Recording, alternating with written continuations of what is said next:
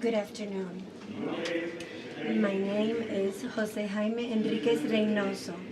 I'm a second-year law student of this, my beloved Iberoamericana University. Today, we are honored by the presence of two mothers, wives, and first ladies who will be talking about a topic which is very important for our nations, families, and of course for all young people, the future of our country. One can understand a society by examining its youth. We are a product of the past, we modify the present, and will create the future. Genetically, we all bear the inheritance of our forefathers. Socially, we all transfer the democratic values that make up our society. Spiritually, I leave that to each of you as food for thought. These virtues, an undeveloped natural resource, are abundant. Nevertheless, as a polished result, ready to be used, they are more scarce than diamonds. On occasion, when seeking economic development, we forget education and social well-being. Carlos Fuentes, the renowned Mexican writer who visited us last February 11th, reminds us in his recent book, Towards an Inclusive Development, that education is the basis of knowledge. Knowledge, the basis of information, and information, the basis of development. To collect information without deeper knowledge is like hearing without listening. Being aware of this, we can see that education has no labels. It is neither private nor public. We are all seeking the same goal, the development of our nation. We demand that our leaders care about our education, that they guide us, and hear our voices. Blessed are those who seek to include more young people in society. We must remember, however, that in order to make demands, we have to justify these demands. For this, we must achieve knowledge, and for that, we have to educate, and that is the key. Having underscored the importance of educational institutions for the development of all young people, the families of both Margarita Zavala and Michelle Obama are a clear example of striking a balance between institutional education and education at home. Although great personalities have found success without some of these elements, obviously the core of society is still the family. Everyone needs a source of inspiration, and every young person is a leader waiting to be motivated. This is why I feel honored to take this stand from the best private university in Mexico, according to SEP and NOIS, to remind you that the First Lady of the United States of America, Michelle Obama, is here to bring us inspiration.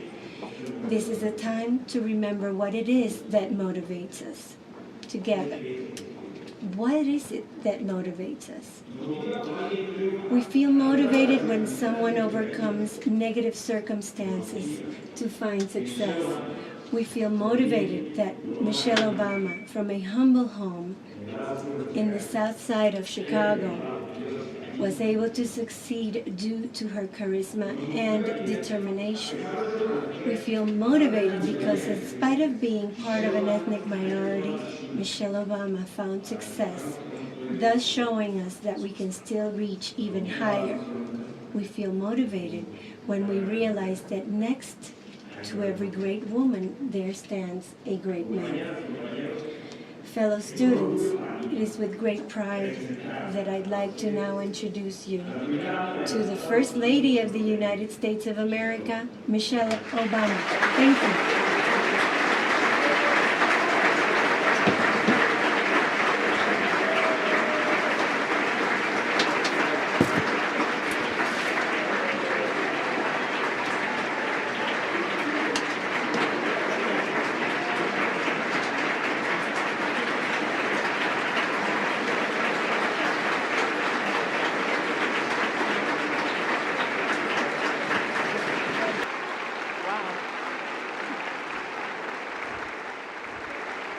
Thank you. Oh, thank you. Good afternoon, and thank you so much. Thank you, Jaime, for that very kind and profound introduction.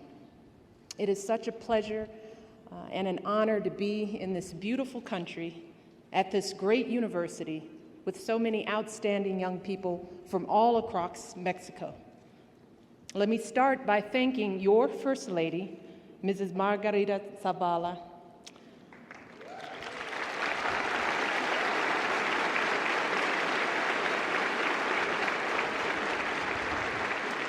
I want to thank her for her tremendous kindness, not just to me, but to my family.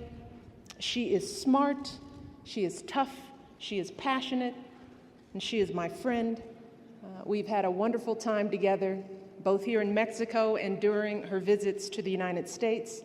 And I look forward to welcoming her and her husband, President Calderon, to Washington for a state dinner next month, and I've told her to prepare to have fun.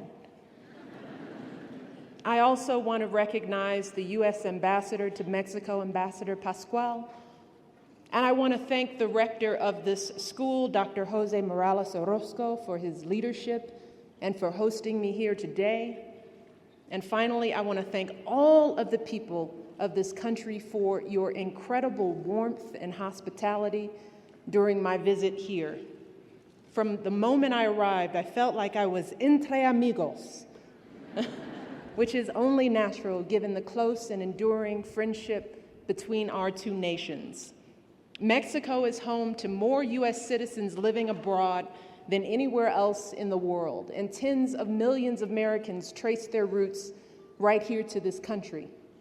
And for generations, Mexico and the U.S. have been bound together not just by a shared border, but by shared values and aspirations. Devotion to family and to faith, a willingness to work hard and to sacrifice for our children, a commitment to democracy rooted in struggles for independence that have defined our nations. So when it came time for me to decide where to make my first solo international trip as First Lady, the choice was clear. Mexico, por supuesto.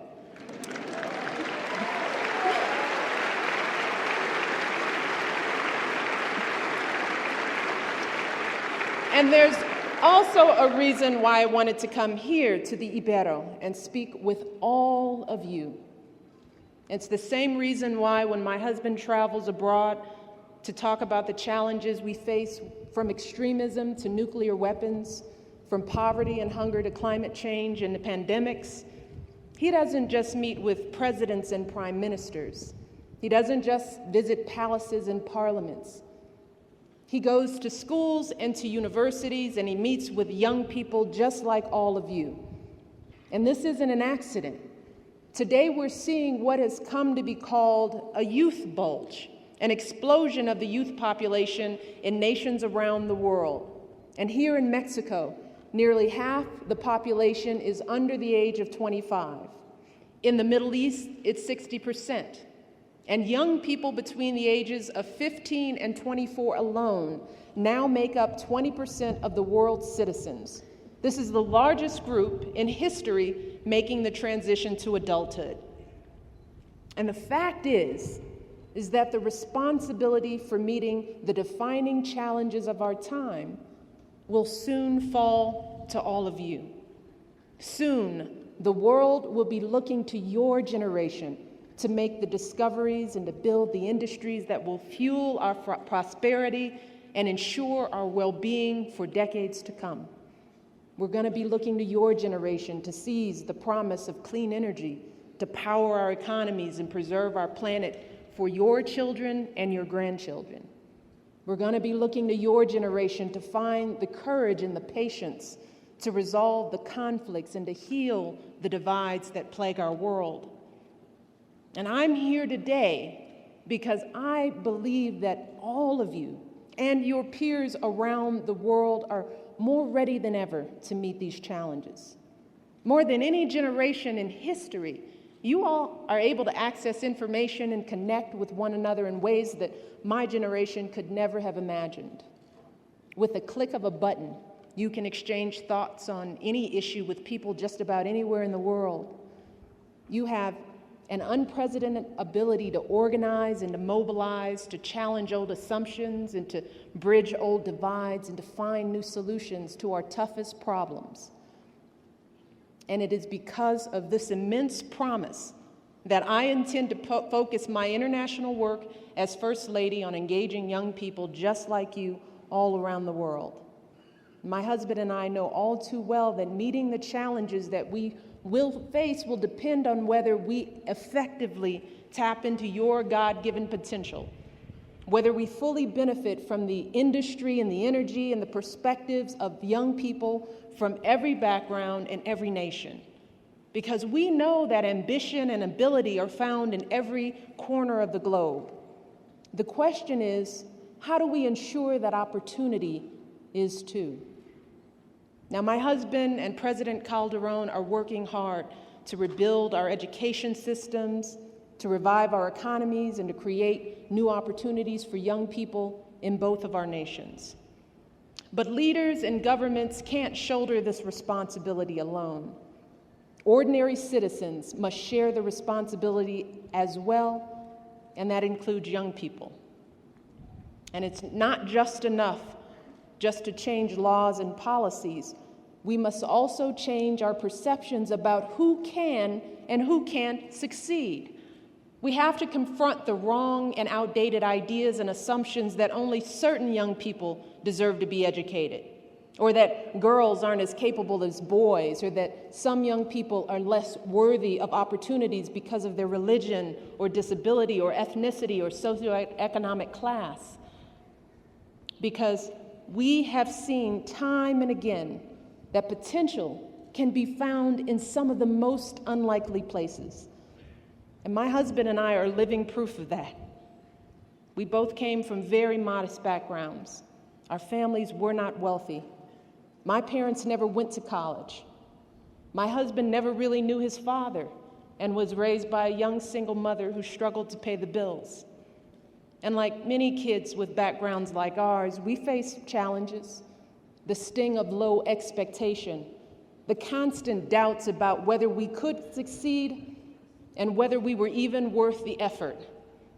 You see, back when we were young, no one could have predicted that one day we would become the President and First Lady of the United States of America. But we were lucky, and more importantly, we were blessed. We had families who believed in us. We had teachers who pushed us. We had universities that saw our potential and gave us opportunity.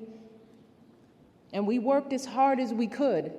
We learned as much as we could, and as a result, we were prepared and we were poised to pursue our dreams. And our stories are not unique. They're the stories of countless young people in Mexico, in the United States, and around the world who've worked hard and they've defied the odds. They're the stories of young people throughout history who've succeeded not because of their trust fund or pedigree or their test scores, but because of the challenges that tested and motivated them and made them who they are.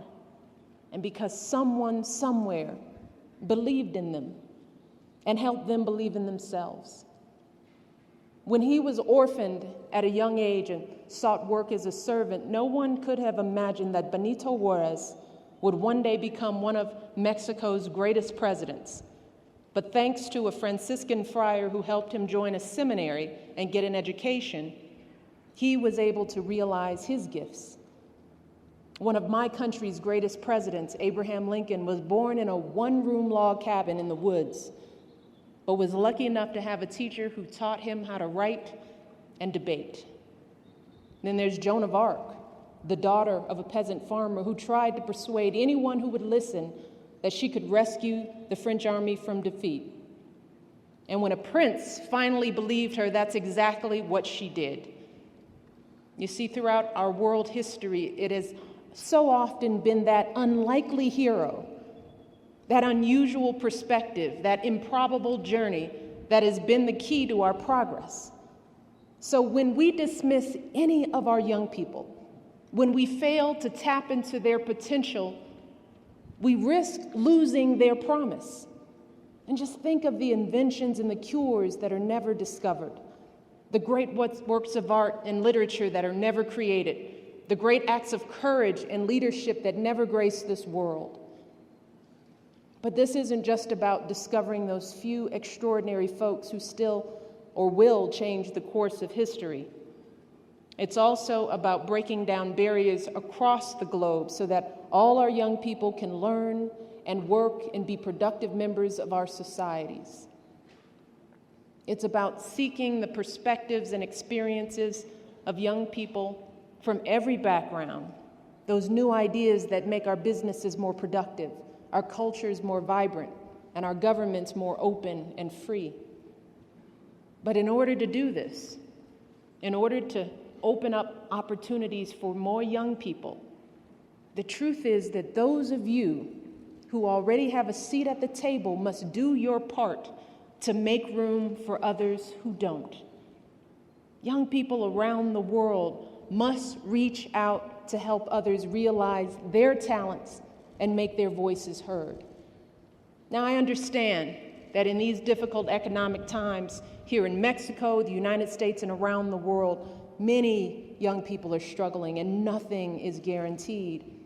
And even young people like those of you who have the privilege of attending a university like this may be feeling a bit uncertain about your futures. Some of you may be worried about whether you'll even be able to build careers of your own.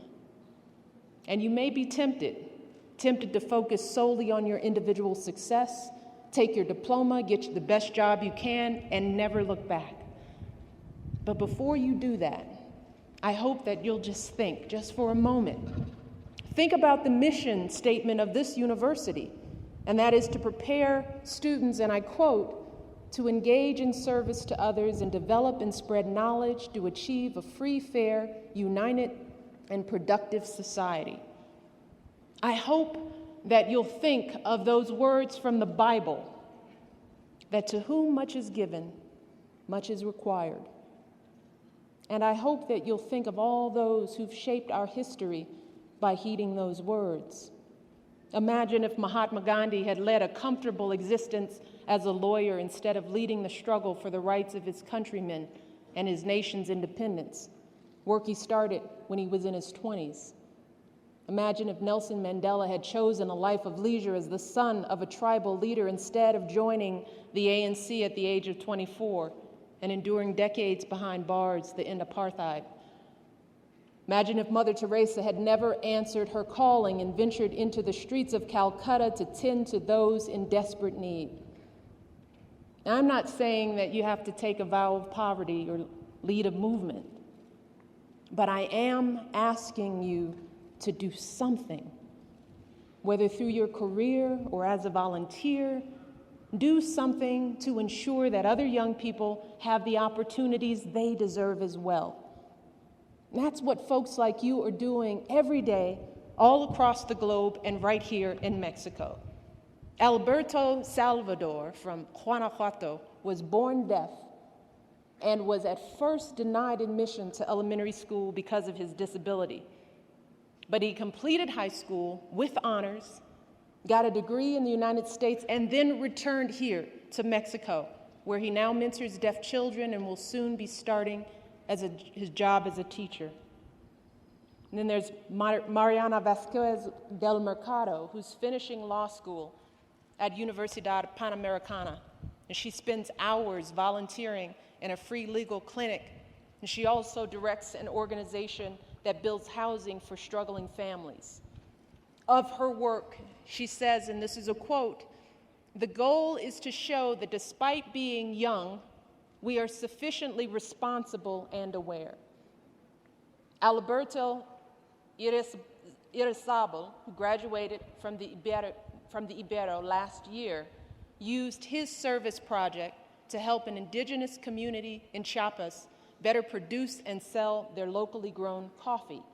And of his work, he says, this is also a quote, "I believe we have a responsibility to see that our projects succeed not just for ourselves, but for our country." Each and every one of these young people is working to break down barriers and to open doors. Each of them is giving others the chances they've had to succeed. But also, let's be clear, I'm not just talking to the university students who are here today. I am also talking to young people here in Mexico and the United States and around the world who feel like they have no place at universities like this. And I have met so many young people in so many places who have so much to offer, but because of where they're born, or the family they're born into, or the circumstances of their lives, they begin to doubt themselves. They begin to feel like they don't belong, or they're not prepared, or they won't measure up, so they shouldn't even try. Now, while I was fortunate to have so many opportunities in my own life, I can certainly understand those feelings. See, when I first went to college, I was filled with self-doubt. I was convinced that everyone else was smarter than I was, and I felt like I just didn't fit in. But I soon realized that I was just as capable and had just as much to contribute as my classmates. All I needed was a little confidence in myself to make that happen. Now, it's true. It is so true that some of you might have to work a lot harder to get what you want. You might face many more obstacles and setbacks, but I want you to know that you belong in places like this just as much as anyone. You have just as much to offer as anyone else. All you have to do is believe in yourself. If you refuse to give up, then there is nothing you can't accomplish. And I hope that all of you here, when you encounter hardships, and when you start to get discouraged, and I guarantee you, you will, I hope that you'll think about young people like you all around the world who have toiled in laboratories and libraries, in factories and fields, who have marched and fought and bled to make our world a better place. I hope you'll think about the young people 2 centuries ago who risked everything they had for Mexico's independence. I hope you'll think about the young people in America who fought to ensure that all citizens, no matter their gender or the color of their skin, were treated equally under the law. You and we're here today because of them. And finally, I hope you'll think about young people like Sonia Kim. She was a young woman I met yesterday during my visit in Haiti. Sonia works at the U.S. Embassy in Port-au-Prince. And like so many people in Haiti, she has been working around the clock on the earthquake relief efforts. I want to read you an email that she sent me. This email inspired my trip there. It's inspired my trip here. She wrote, "We are exhausted, traumatized, and heartbroken, but we choose to stay here and work. We choose to stay because we love Haiti and its people. We choose to stay because we believe in our duty to help the people here in their greatest hour of need. We choose to stay because we believe in our mission. We choose to stay because we still hold out hope for recovery and renewal and for a Haiti built back better than before. And I hope that every single one of you and young people across the globe will take up that work, the work of helping others in need, the work of building stronger nations and a better world. Because if we're going to tackle the challenges of our time, if we're going to make our world safer and healthier and more prosperous and more free, we are going to need the passion and the daring and the creativity of every last one of you. We'll need you to work as hard as you can and do as much as you can, driven by the belief that has always summed up the spirit of our youth. 3 simple words: Sí se puede. Yes, we can. Yes, we can. Thank you. God bless.